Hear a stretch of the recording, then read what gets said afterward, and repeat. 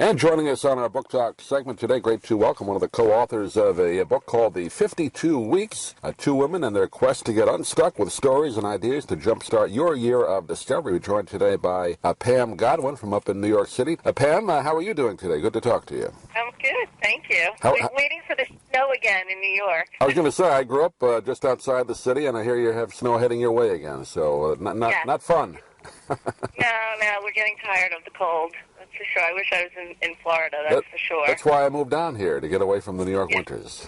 It's been tough this winter, definitely. Brutal, yeah. I don't remember a winter quite like that. We had a few that had a lot of snow, I remember, but never quite as cold as you've got. It's been very, very cold. Yeah. But, what are you going to do? But it gave you time to work on your book. Oh, you already had this one done probably, but to write anyway. We did. We were through this winter, but it was a good opportunity to sort of process it and get the word out. That's for sure, because we finished over last summer. And it gives you an opportunity to think of new things to do. That's kind of the premise of your book. You and Karen Amster-Young is your co-author. I guess you started as a blog, right? Just kind of finding different things that you always wanted to do and write about it? Right. It did start as sort of a fun little project that Karen and I, we were both feeling a little kind of restless and stuck and not feeling like we were taking enough time for ourselves. It was always about work and the family and everyone else. And sometimes it's okay to be a little selfish. So initially we started out with this idea to just do something fun or different every week, and we decided that we would, in fact, blog about it as a way to just get the word out there and really to be accountable and to follow through on it. That was really the real reason why. But ultimately, the blog turned into something else, and the book came to be, and the book really is about the things that we did, but it became more about sort of a how-to guide with a lot of experts and ways to kind of get you moving and get you going in small little ways with different chapters that sort of cover the different areas that we realized that we were focusing on without even knowing it initially.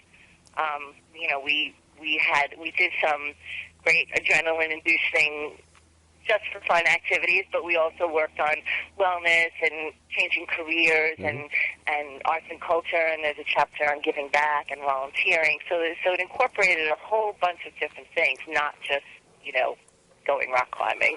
What now was it? Although that was one thing that we did. I saw that, yeah. I've never tried that, and I don't want to try it. But was that kind of the impetus from the response you got to your blogs online that said, well, this would make a good book? Is that what kind of caused it to make it a larger project? Definitely. There was really never an intent to write a book. I'm a school teacher by trade, right. So the thought of writing a book was so far out of my comfort zone. We wanted to get out of our comfort zones a little bit, but it really was never on the radar initially. But we started to get a lot of feedback from particularly women. This book is really, I think, anyone can get stuck at any age, at any stage, whether you're a male or a female, but particularly women in, the 30s, 40s, it sort of resonated a lot with that group, which is what Karen and I are as well.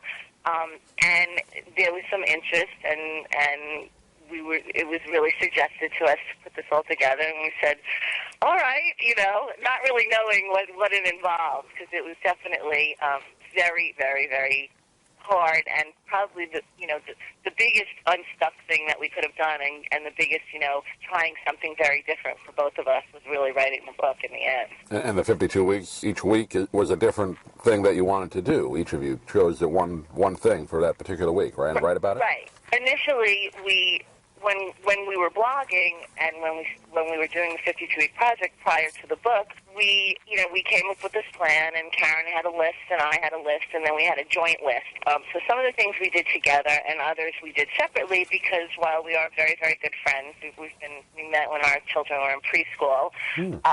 We're very, very different people. So she had, almost in essence a bucket list to check off, and I did as well. And we started out with, I believe, probably about 25 or 26 things individually on our list.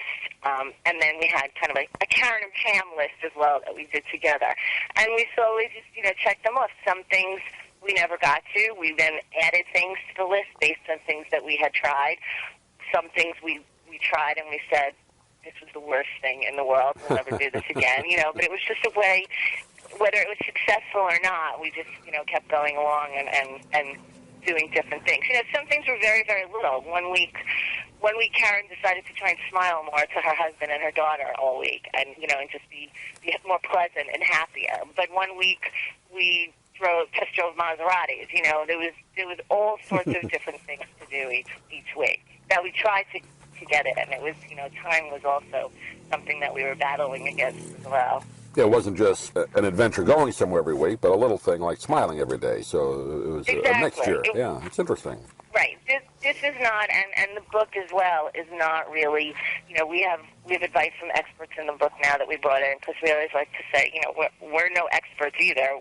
But we decided when we were writing the book that it was important to bring in experts that can help you with next steps and figuring out ways to get unstuck and to move forward if you're feeling a little overwhelmed, or if inertia has taken over. But this was not about these all-consuming epiphanous climbing Mount Everest or running away for a year. Karen and I have families and jobs and a life, and it was really about taking small baby steps, because sometimes you feel, a bit paralyzed, and when you take those small little steps, they definitely get you moving again. Yeah, I think so many people, like you said, get in their routine of a job or family or combining both, and you don't really have a lot of time to try something new, or you just maybe don't think, well, I can't really do it now, I'll get to it later, and you never do. So it takes motivation. And you never do. And it was so important, to realize that not only can you find 10 minutes or 10 hours to do something, but that there's such an importance to doing that, because it opens the door for so many other things, and it really just gets you in a better place. We were feeling extremely, extremely stuck, and I, we believe there's so many people that definitely feel that way, but you're afraid that if you don't do something huge, you want to start exercising, and you have to run the marathon. Well, you don't have to run a marathon. You can, take a walk around the block. But it's realizing that it's these small little steps that will then sort of get your foot out the door. And that was what we were feeling, like just very kind of trapped. But it was the little things that got us moving again.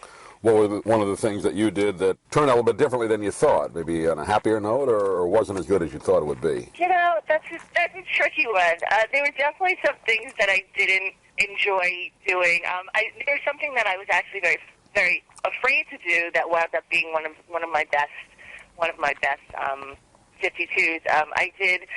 I did a polar bear plunge on New Year's Day. So sure. I went to the Atlantic Ocean, and I'm not a huge ocean person. I'm not a big swimmer. I also, even though I do live in freezing New York, I don't love the cold.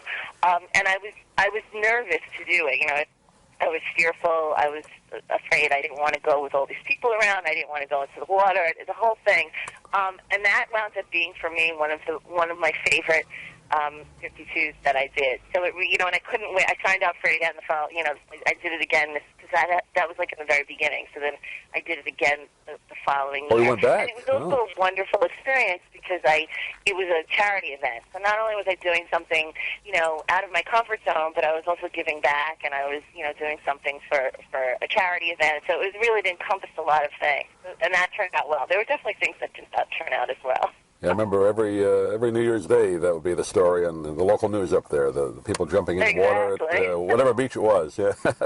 Well, that's great. And again, the name of the book is called The 52 Weeks, and two women and their quest to get unstuck with stories and ideas to jumpstart your year of discovery. I think it's going to motivate a lot of, doesn't have to be women. I mean, men can read it too, obviously, but it's kind of geared toward women, right? Absolutely. It's geared toward women, but the back of the book has an enormous amount of lists and ideas to kind of get you going if you're kind of can't think of things.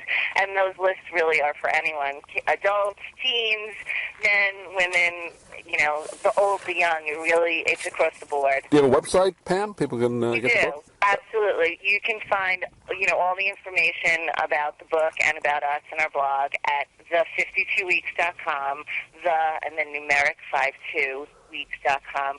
We're also on Twitter, Facebook, at the same handle, The 52 Weeks. And, you know, the book is on sale on Amazon, Barnes & Noble, all the major sellers, or on our website. Well, Pam, it's a pleasure to talk to you for a few minutes. Enjoyed reading through the book, and I know our audience will as well. And please give our best to Karen, and we'd love to talk to you both next time you have a project come out. Wonderful. Thank you so much, Doug.